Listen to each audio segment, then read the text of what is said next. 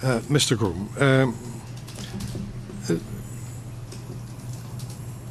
having consulted Chamber staff and going back into my own memory, I think the first decision would cover the proposed facts 1 up to 1269.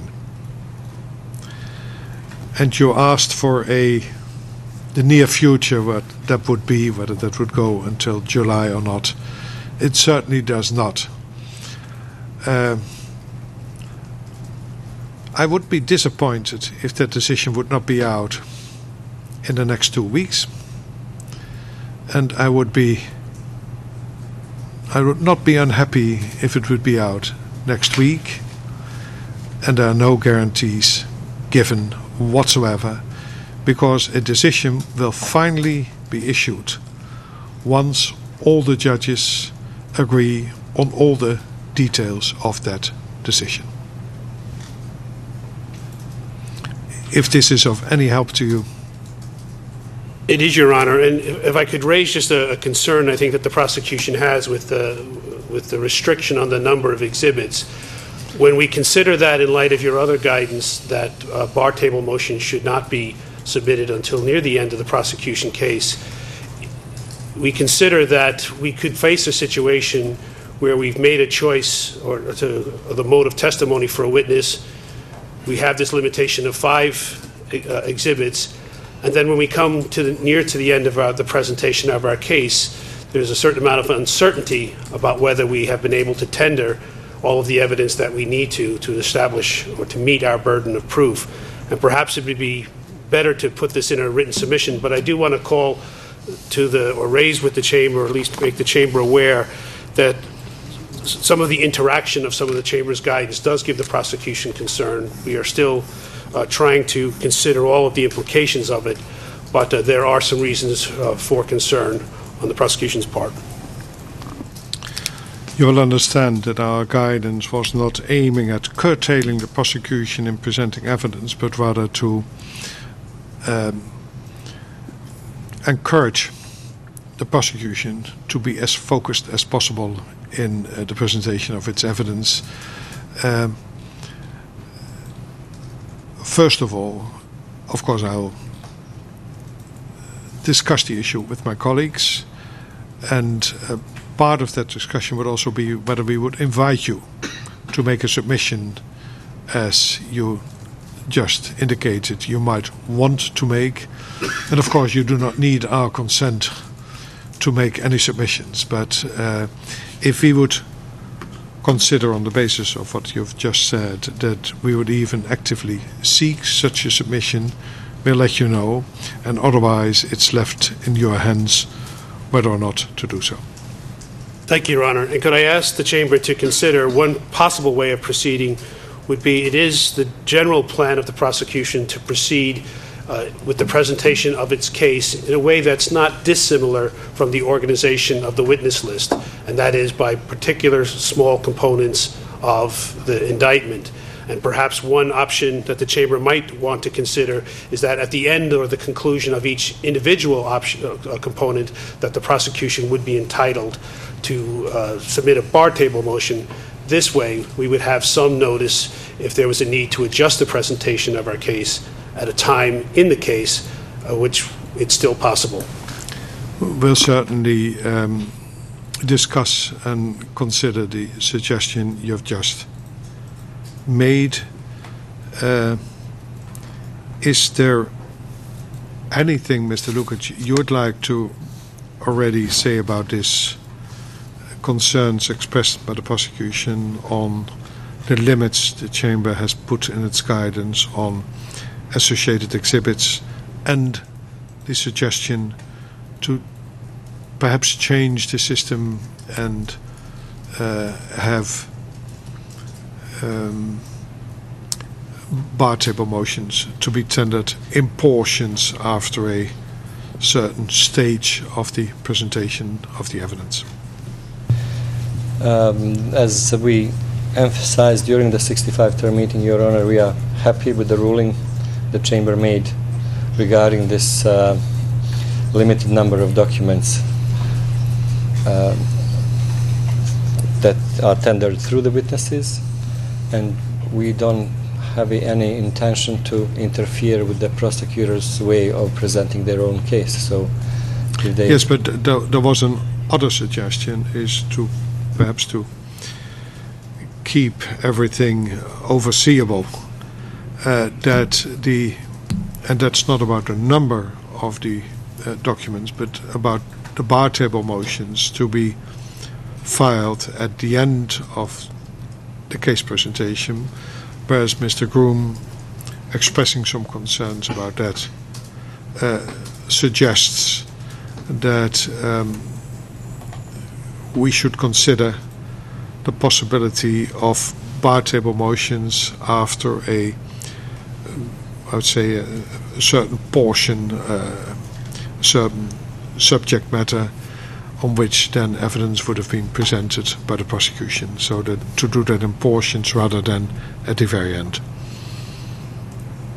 I'm afraid, Your Honor, that then we'll have to wait and see what's going on and what would happen. And yes. Then we would be able to respond in a proper manner. Yes. We'll further consider the matter. Your suggestion is on the record, Mr. Groom. The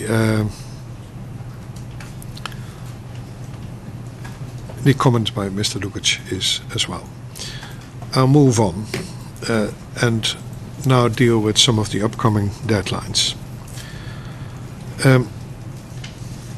Perhaps unnecessary, but the Chamber reminds the parties that at the 19th of January status conference, the Chamber set the deadline for the prosecution to notify the defense of the names of witnesses it intends to call in rebuttal of the alibi defense to the 16th of March 2012.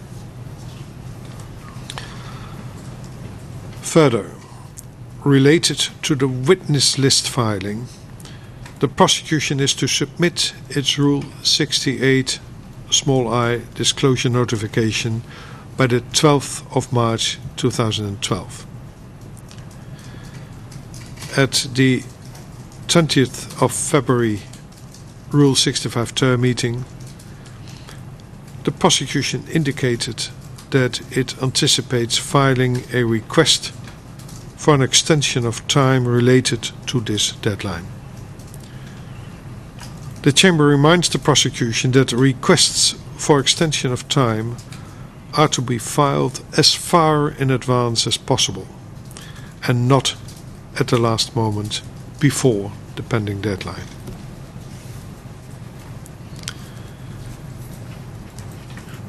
Finally, at the Rule 65 term meeting, the prosecution gave the defense a letter containing potentially exculpatory materials found within documents in its tracking unit files.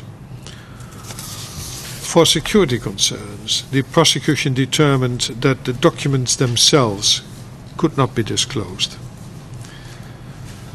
Now, Mr. Lukic, at the Rule 65 term meeting, you were instructed to inform the Chamber by the end of the week, and we are not there yet. After reviewing the letter, if you accepted this alternative method of disclosure, are you already in a position to present your views on that matter? Your Honor, we sent the letter to the prosecutor, actually to the members of the prosecutor's team, and we are waiting for their response on that matter, and probably only after that we will be able to inform the Chamber what we agreed or not agreed.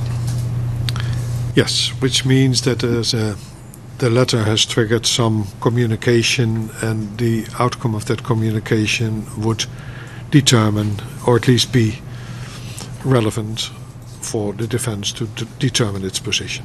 Yes, Your Honor. Thank you. Any questions or comments in relation to this matter?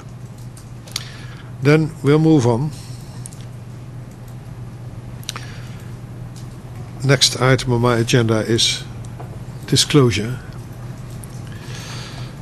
On the 10th of February 2012, the Chamber received the prosecution's 5th pretrial report, which included an update on the disclosure of materials to the defense.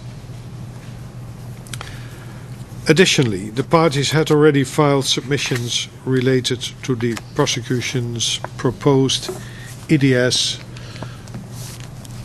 method of disclosure. The Chamber received the defense's submission on the 17th of November 2011. The prosecution's response on the 2nd of December, the defense's reply on the 22nd of December, and the prosecution's further reply in its fourth pretrial report of the 6th of January 2012. Since then, there have been 2 additional submissions, with both parties formally filing their respective submissions on the 9th and the 10th of February of this year. The Chamber informs the parties that it considers that submissions on this matter are now closed and aims to issue a decision on the requests for relief contained in these motions within the next week. The Chamber reiterates that, to the extent possible, the parties are encouraged to try to resolve these issues and come to an agreement.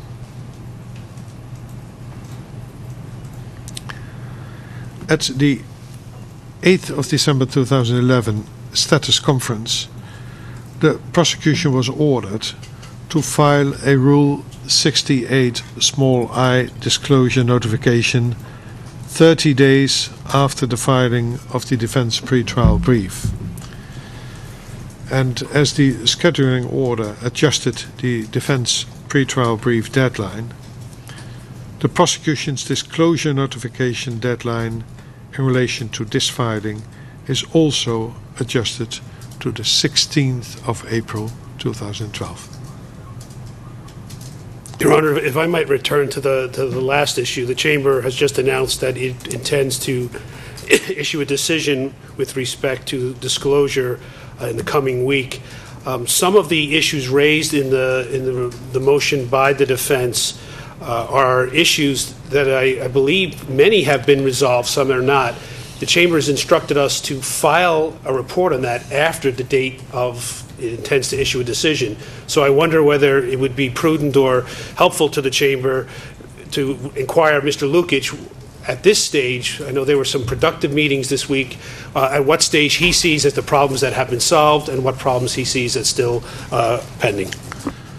Of course, the Chamber would seriously consider to postpone the deadline if the parties, and I'm now addressing you as well, Mr. Lukic, if the parties would feel that the progress made and the outstanding matters still to be resolved are such in numbers that it would be more efficient to grant you a little bit more time before issuing a decision.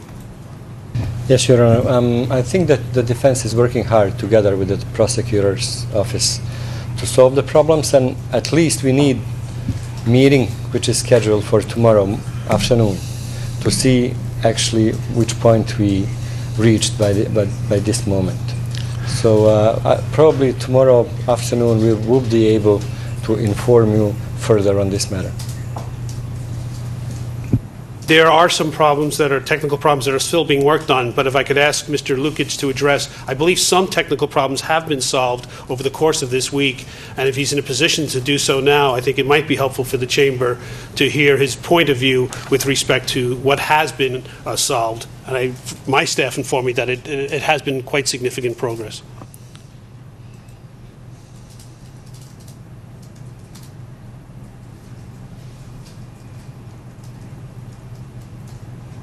I have to talk from the top of my head because I don't have my notes on these issues.